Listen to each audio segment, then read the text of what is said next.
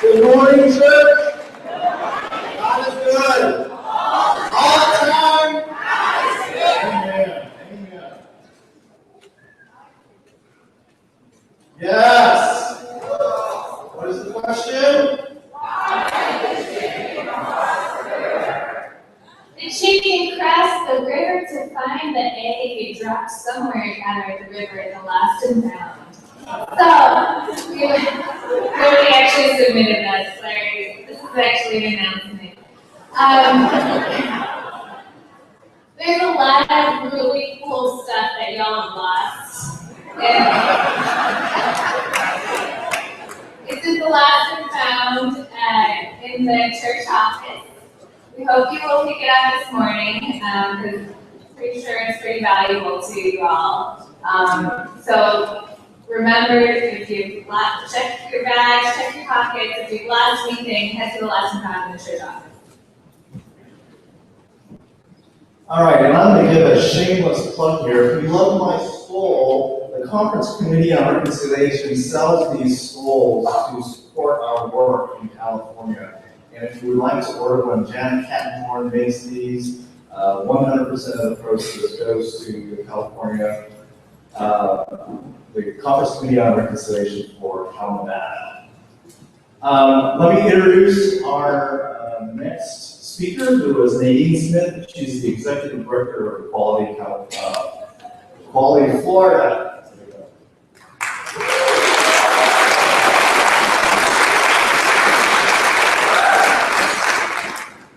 John, you had one job. Good morning, everybody.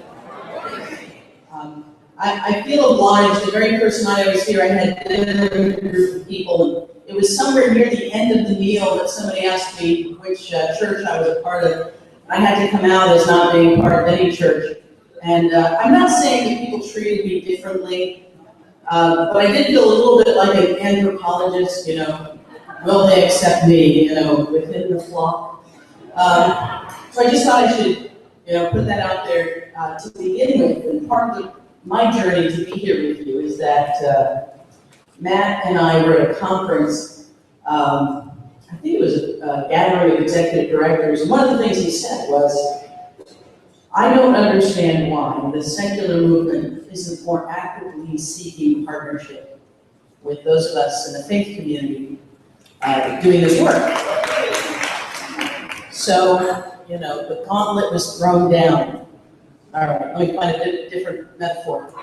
The invitation was offered, and I accepted, and we began sort of a journey to figure out the ways that Equality Florida, which focuses on LGBT justice and equality in Florida, and how Reconciling Ministries might work together. And it was aided by the fact that, you know, Matt has a long history in Jacksonville, a place where we do a lot of work. But we were also in the midst of the marriage fund. And when I went to the gathering in Orlando, I won't use any name, but during one of the breaks, someone came up who was involved in a church in Florida and said, why do gay people keep coming back to the church?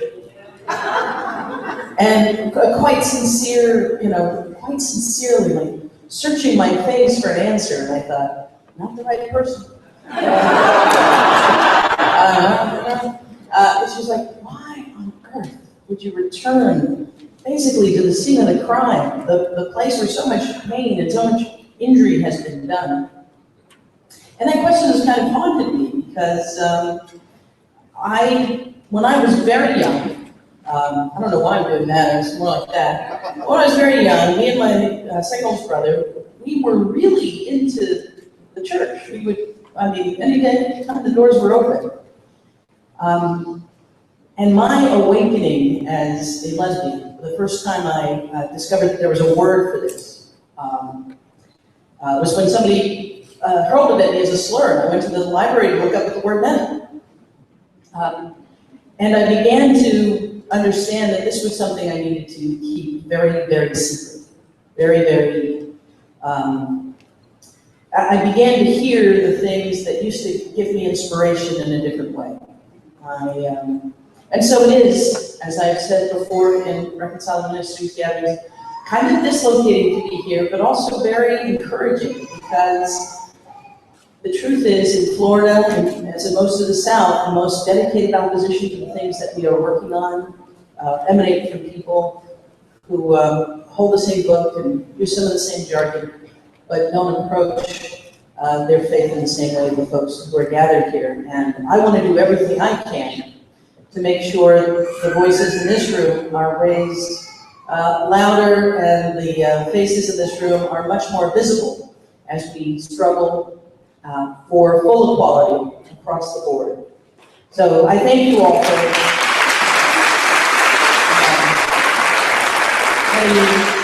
letting me be here. I do want to say this. I think it's the 1-year anniversary of the uprisings in Ferguson, and I was reading a lot about what has happened there. And because marriage equality has been secured via the Supreme Court, we get asked this question at Equality Florida, and I'm sure our sibling organizations in other states. Well, you guys must feel pretty good to basically be done. And it always, it just scrambles me to hear that, because I think to myself, we aren't anywhere close to done, and the hardest work is ahead. And, I'm married. I am gleefully, gratefully, happily married. And we have a 4-year-old son, and it's great to know that wherever we travel, our marriage is legally recognized. And it is far from the most important thing in our world.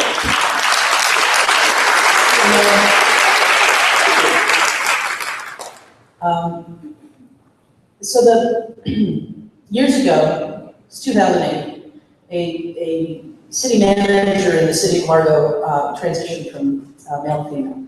And the information was leaked to the media, and it became a real big national story.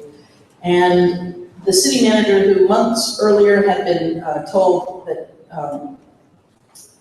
had been given high ratings, suddenly an emergency meeting was called, and the city manager was on the verge of being fired. And so we organized, and I went to that event. I went to the city council meeting, and I was the only Black person I remember in the entire building. And the reason that I tell you this is the place was filled to capacity, and after I spoke, I left the main room in order to allow one more person in who would have the opportunity to speak. So there were a bunch of us gathered in the lobby, and I had this, and it was brutal. The things that people were saying about this city manager were just brutal. And I remember thinking, I want to be where she can see me as she leaves the building, because I had this little piece of paper that said, "Don't discriminate."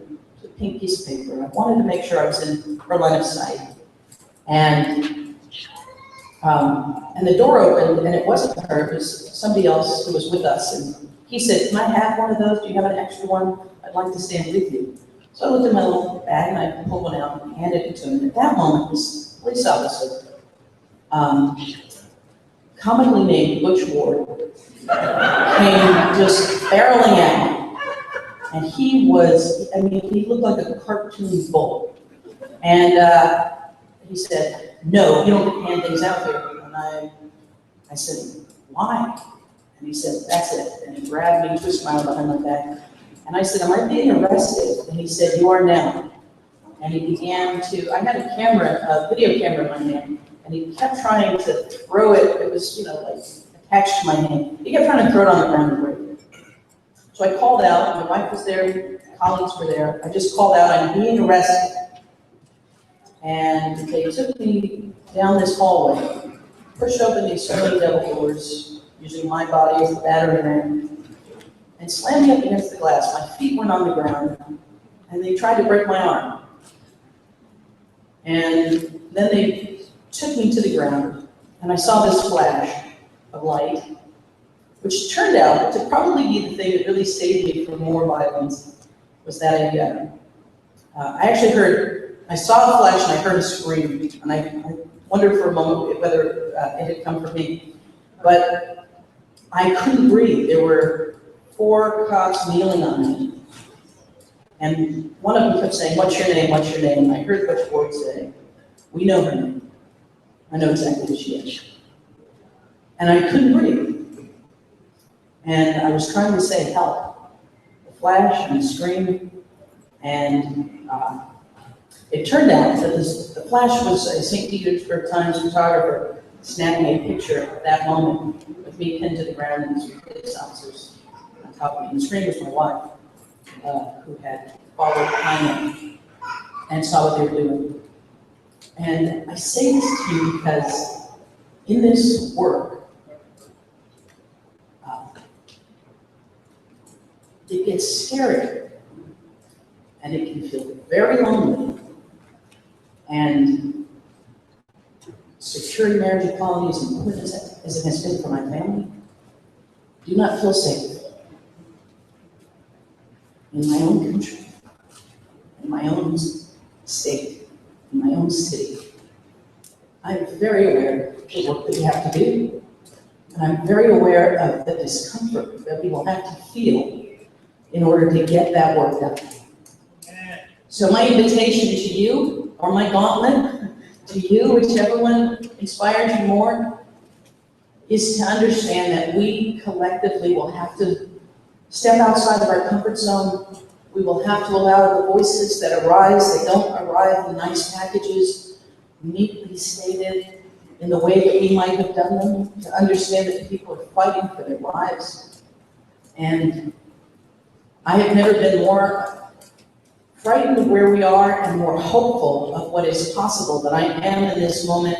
And it's precisely because of gatherings like this and an awakening that uprisings in Ferguson and other places have finally brought to this country. At the very core, civil rights movements expose the contradictions between who we say we are and what we allow to be done, and those contradictions are on full display right now. So the question to all of us is that okay with you? And if it's not, what will you do? Thank you.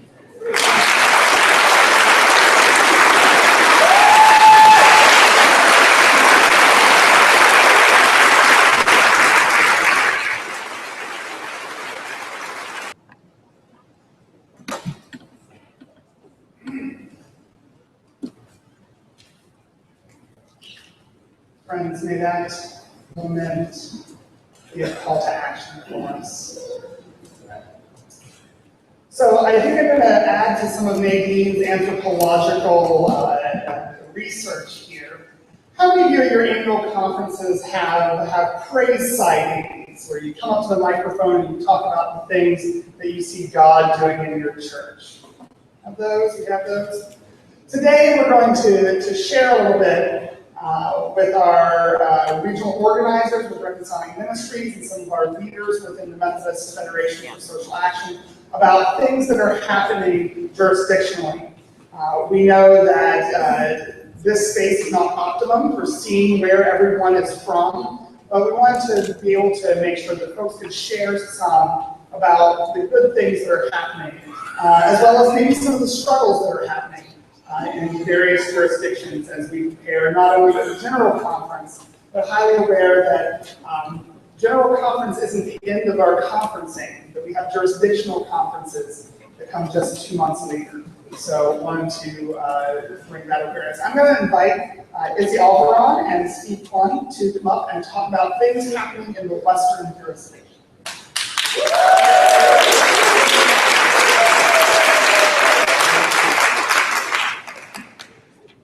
So we'd like to ask people from the Western jurisdiction to please stand or raise your hand as you are able.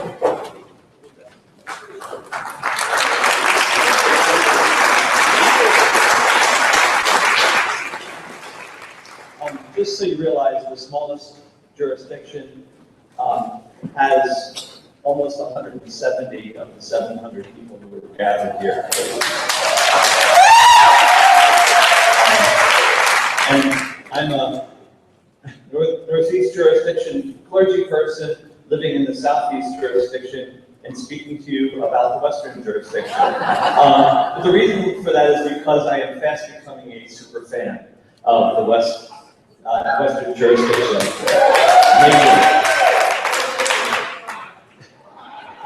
Thanks, Rick. I just want to mention a few incredible sightings of movement that are happening in the Western jurisdiction. One of the biggest things that's happened is they were given the authority by a bishop in the Western jurisdiction to take on the authority and become the movement. And so the Western Methodist Justice Movement was birthed at the jurisdictional conference of 2012. And they have been doing a lot of work on your behalf in the Western jurisdiction. So that's one of the areas where we're very excited about the spirit moving in the Western jurisdiction. They passed another resolutions around divestment from the occupation of Palestine. Those were passed in Oregon, Idaho, with a tremendous amount of pressure coming at them from the general church not to deal with these. And they stood in the face of that and said, but we're going to do the right thing, which is what we do with our biblical obedience movement. You do the right thing anyway. The third sighting that I just want to share is we're adding another intern, which is cool, because that means they get somebody else to work with out of the MFSA office in Washington. But we're adding another intern who's going to work on organizing with the new MFSA chapter in the Pacific Northwest Conference to assist with reproductive health care and choice and justice advocacy. So those are some great sightings from the Western jurisdiction, and just seeing you all here is a blessing. Happy birthday!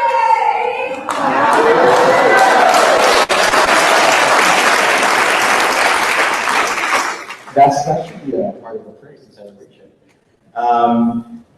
This year we had the California Nevada Conference pass a policy, the Board of Ordained Ministry, a policy of open ordination, that sexual orientation and gender identity is not an issue if you want to be in ministry in California, Nevada.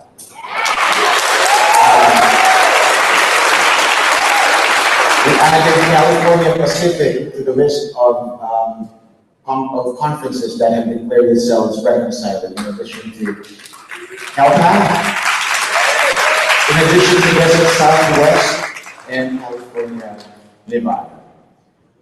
This year alone, from January to today, we had 14 new reconciling churches.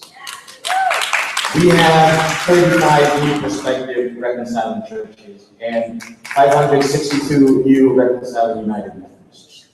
But I would like to say, and I will end with this, with great power and privilege comes great responsibility. And I would call out the Western jurisdiction. Everyone is fabulous. Every jurisdiction is fabulous. And because we have a lot of privilege, we have to celebrate our responsibilities. Being mindful that in some contexts, prophetic witness is best expressed in hospitality and gracious engagement. That there is no shortcut as we move from this place. There is no shortcut to building genuine, grace-filled relationships. We might have the best legislative strategies, we might have the best creative protests, but if it is not rooted in the hard work of building relationships, we will fail. Because delegates to General Conference come from the pews of our churches, and until we talk with them, walk with them, share our stories with them, we will not succeed. We also need to celebrate our intersectionality.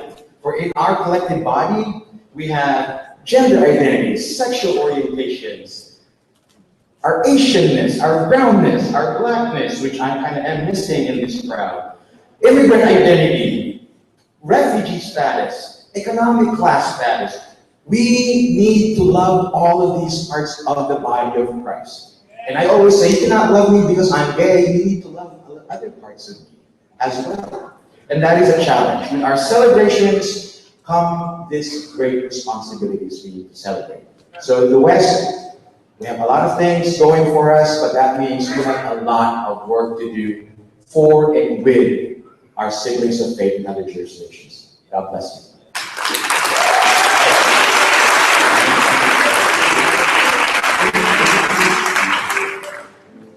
I'd like to invite Lori Young and Ann Munn. Ann is here.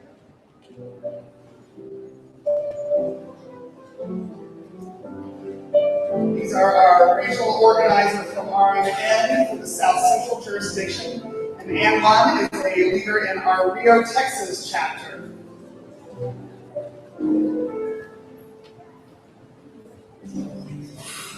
Good morning. We have 2 minutes. It's going to go fast, so let's do it.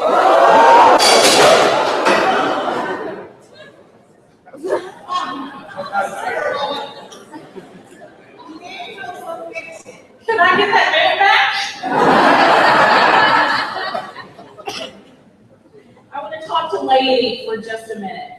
And I promise, clergy, we will continue all the wonderful conversations that we started this weekend. But if you are in the South Central jurisdiction and you are laity, I want you to stand up.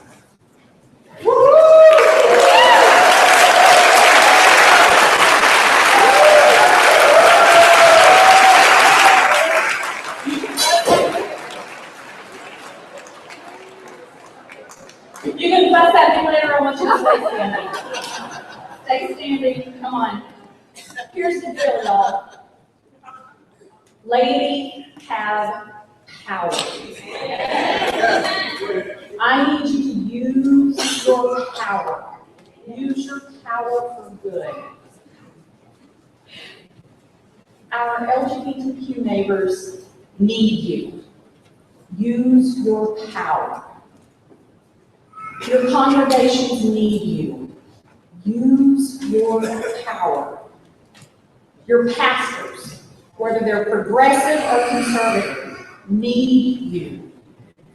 Use your power.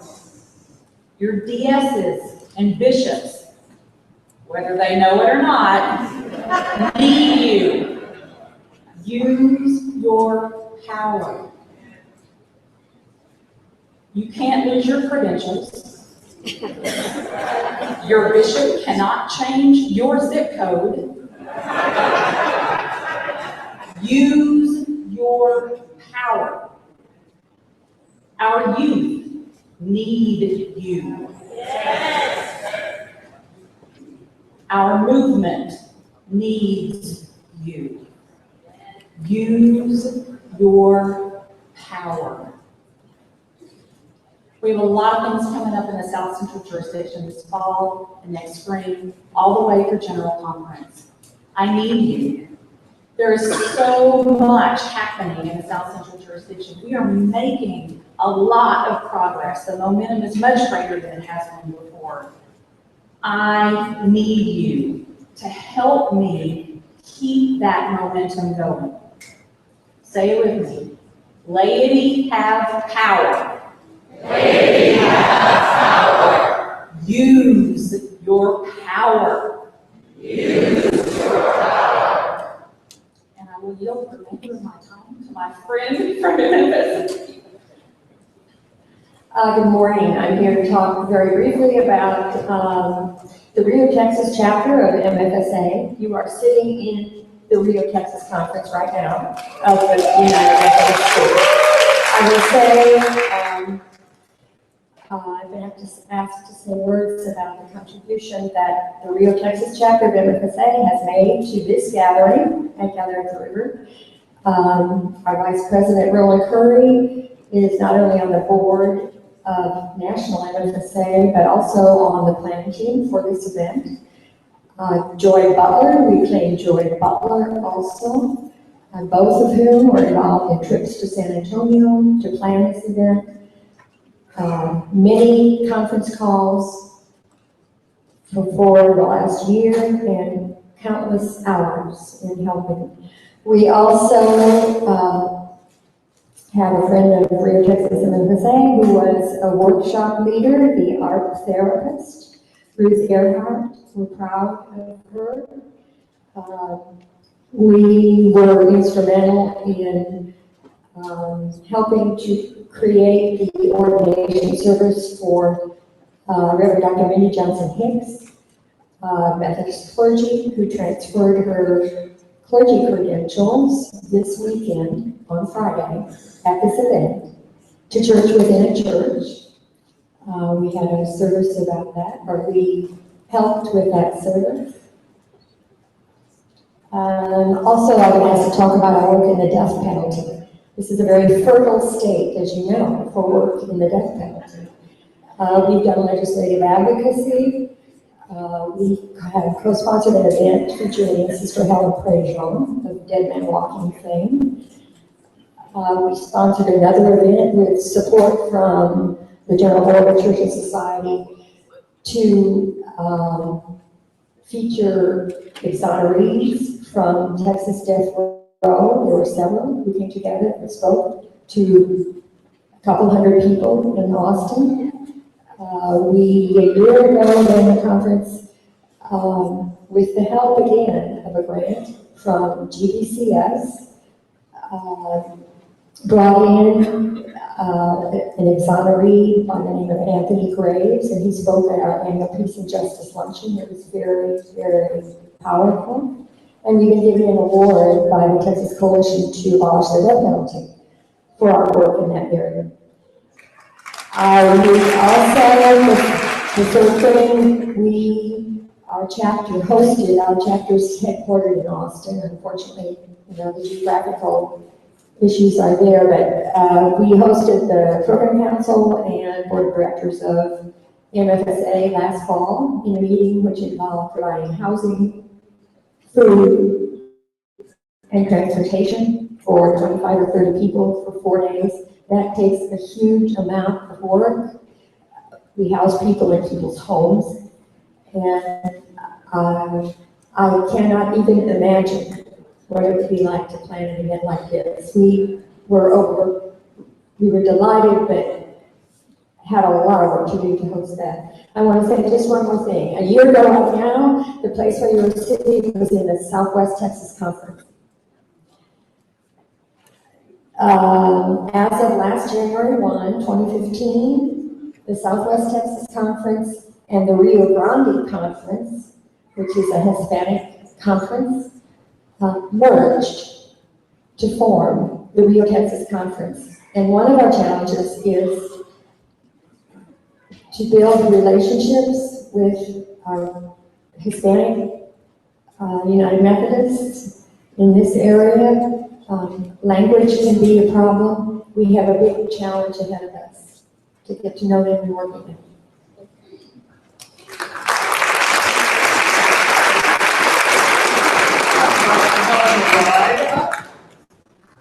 From the Southeast jurisdiction. Helen.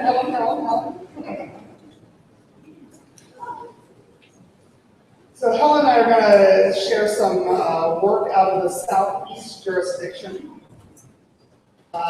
The Southeast jurisdiction, as we know, is a interesting place. We know that some of the structures of our church that are put in place make it difficult to organize in the Southeast jurisdiction. But we also know that it's fertile ground because there are justice seekers everywhere. And there are justice seekers seeking oases in deserts. And one of the oases within the Methodist Federation for Social Action is with our North Carolina chapter. That's the eastern part of North Carolina. The MFSA chapter there, under the leadership of now deceased Jack Crum, started to do a lot of work on civil rights. And when Jack passed away, his family endowed a conference for the MFSA chapter there. So twice yearly now, the chapter in North Carolina presents the Jack Crum Conference on Prophetic Ministry. Last spring, the focus was on biblical obedience, and I was there to present a workshop, and we were very blessed by the presence of Frank Schaefer and Bishop Mel Talbot, and it was an amazing time. There were probably about 150 people in attendance for this one-day conference in Durham, North Carolina.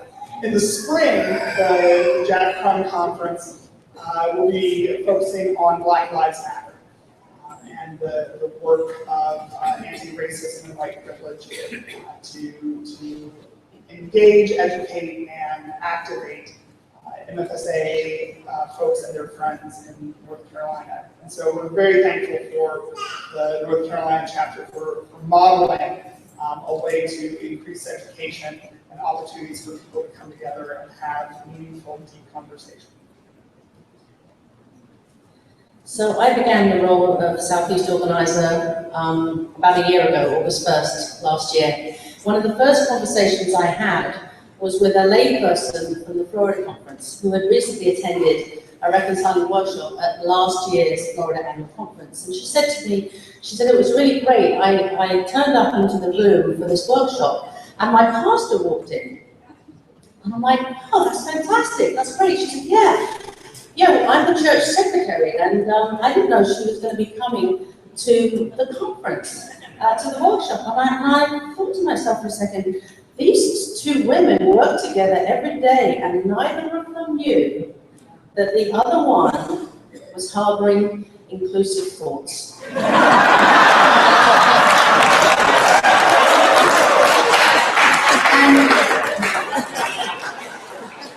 And you know what? I was so grateful for that conversation so early in my role, because it tells me, and this is an in-faith public citing. It is my firm conviction that in every single church in the Southeast jurisdiction, without exception, there are people harboring inclusive thoughts.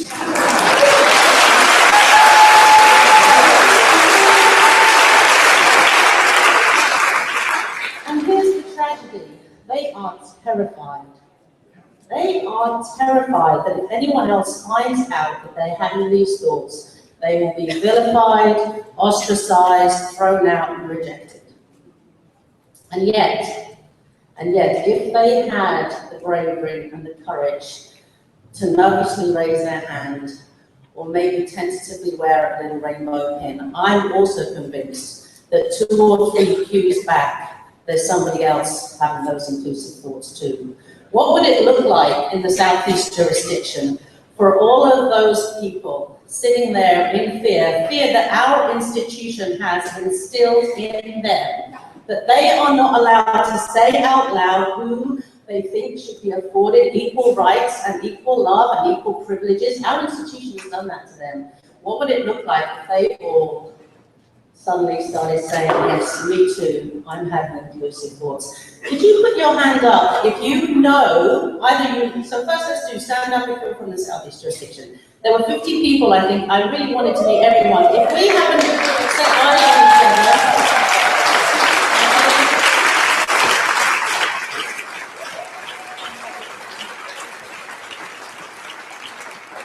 if we've not spoken, please come find me, because I really want to say hello to everybody.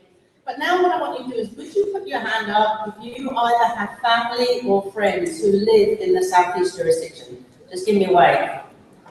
That's a lot of people. Would you do something for me?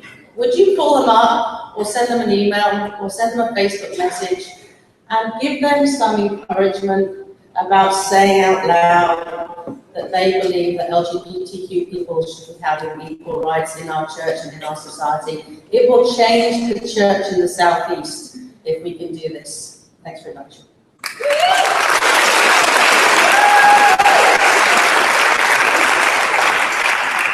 So now I'm going to invite Ann Brown and David Meredith and Christina Wright and Vicki Flippin.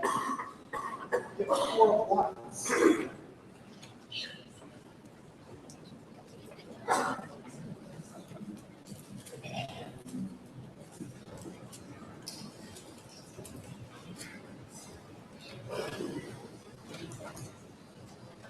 I'm going to begin with my second language. Y'all.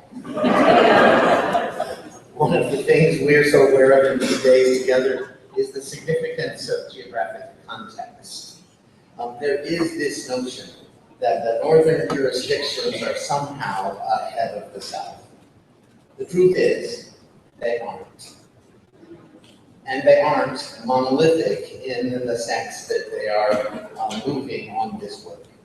Even though many of our annual conference teams are very strong and have offered tremendous leadership to this movement, there are still many places where it's painful and scary for LGBTQ people and their allies. In some conferences in the North Central jurisdiction, reconciling folks don't feel safe wearing rainbow stoles at annual conferences or walking the streets of their cities. In some conferences in the Northeast jurisdiction, the work feels treacherous. I think you should know that David and I are actually Lois McCollum Parr this morning. These are her words. Not ours. And we are doing our best to stand in for Lois.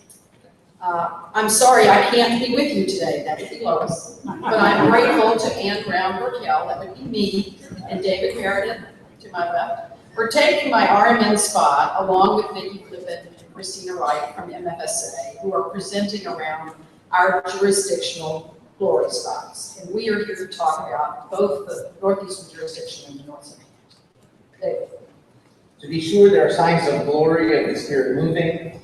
They'll show up in the elimination of harmful language and in conference dialogue, incremental but significant increases in voting blocks to support non-discrimination. Annual conferences that have passed legislation go on to general conference to eliminate the incompatibility clause, and the successful election of many progressive delegates and majority progressive delegations. I'm happy to add my conference, the Baltimore Washington Conference, is one of those. That's Ohio too, shocking. Lord knows the mysterious thing. Camp Beloved held its first week-long camp for LGBTQAI teens with the historic SCOTUS decision. Biblical obedience and altar for all commitments are growing in our jurisdictions. We are in conversation with our equality partners to prepare upcoming trainings for inclusive communities. I, that would be Lois, have been fortunate in the last 7 months to get to know many of you and to meet some of you for the first time here by the river. I'm looking forward to continuing to get to know you and your regions better. And we're so grateful for the leadership we see across the annual conferences. We've heard many people say, as we have gathered these days, that you are family. And if it weren't for you, I wouldn't be in the UMC.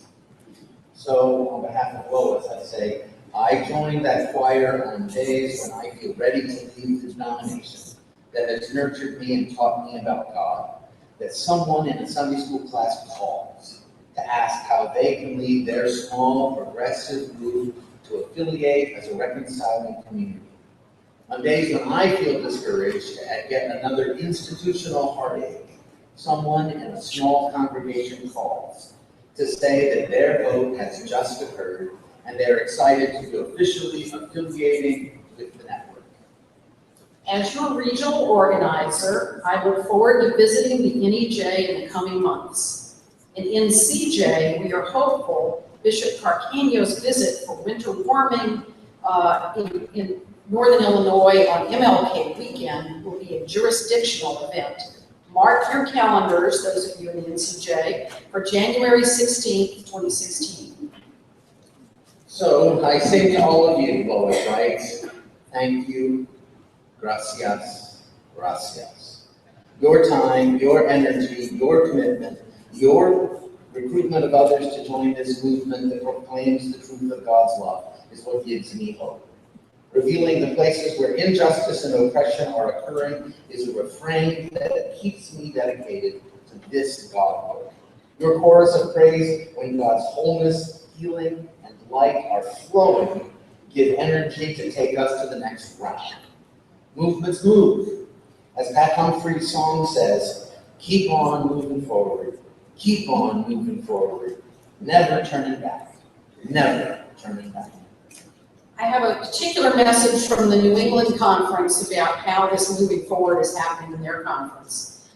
That conference has courageously invited anyone across our connection who is LGBTQ to explore ordination in their conference if they feel unwelcome to pursue clergy credentials in their own conference. They are also, through an organization called Be Encouraged, offering regular retreats for those who are contemplating the pursuit of ordination to get encouragement, tools, and additional help with that process. So that's a huge kudo to the Northeastern jurisdiction.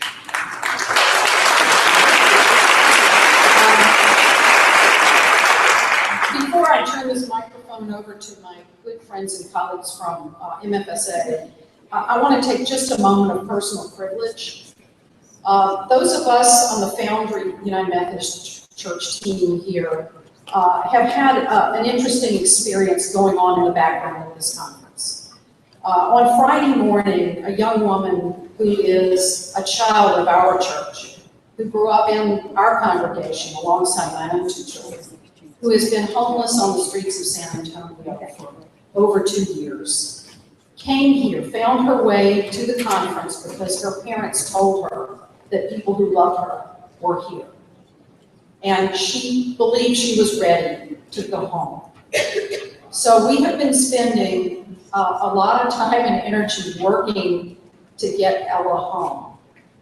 And I believe God brought Ella to us not only for her own healing, but to show us in no uncertain terms that there is so much work that our denomination needs to do. Ella, in one human being, represents many of the issues that our church is trying to address.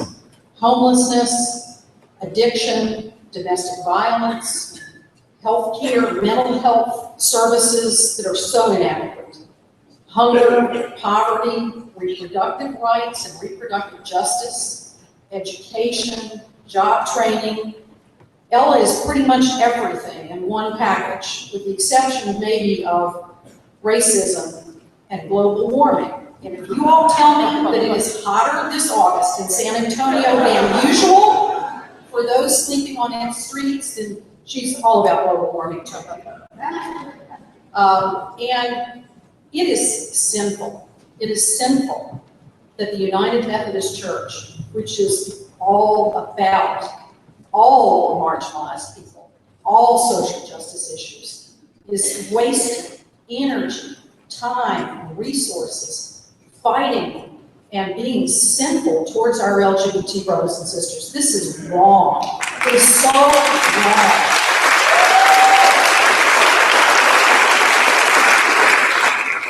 We need to solve this problem in our denomination so that all of us, LGBT and straight, laity, clergy, DSs, bishops, can move forward with this other work. The homophobia, the racism that Nadine talked about. We have a lot of work to do, and we are not a denomination that is intrinsically a group that sits around quietly reading our Bible and arguing about it. We have important work to do. So when you pray next this morning, please add Ella to your prayers. She has a long, tough road ahead. We hope we finally got her on a bus this morning. Yay! Well, she needs our prayers. And thank you for giving me that moment.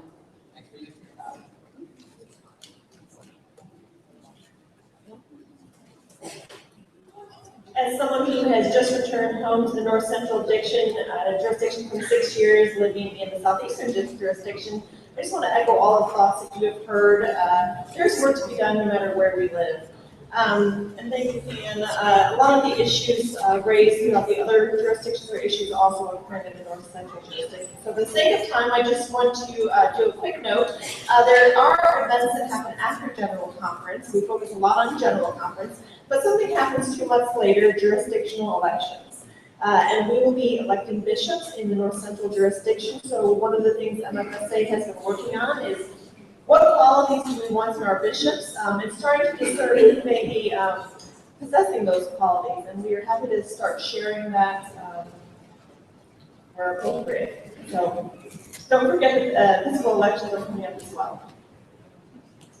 I'm maybe flippant, and I'm in New York City, and I would love to hear the voices of my Northeastern jurisdictional brothers and sisters. There's a lot of great stuff going on in the Northeast, but I'm just going to highlight one beautiful thing. In Eastern Pennsylvania, in case you don't remember, is the conference that put Frank Schaeffer on trial and took away his orders. So not everywhere in the Northeast, as has been said, is progressive. This is a hard conference to be in for progressives. And so we want to highlight some beauty that they did there at their annual conference this May. They were able to pass the MFSA chapter there, and along with their friends, were able to pass 3 really great pieces of progressive legislation. One was opposing solitary confinement, one was for full funding for public schools, and one was taking the living wage movement and bringing it home to the churches and calling for a living wage for church employees. So we really want to celebrate those progressive.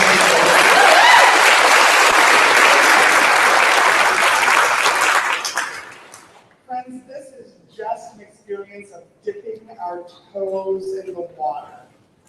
Just dipping our toes in the water of the great work that is happening, the challenging, the difficult work that is happening.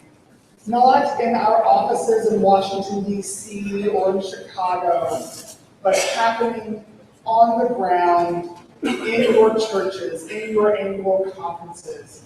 And it's done because you collaborate with one another. You work together to make sure that God's justice, that God's kingdom reflects the values of John Wesley, of the United Methodist Church, as we know those values to be, and the values of Jesus. Thank you for indulging us this morning, and share celebrations with one another as we depart today.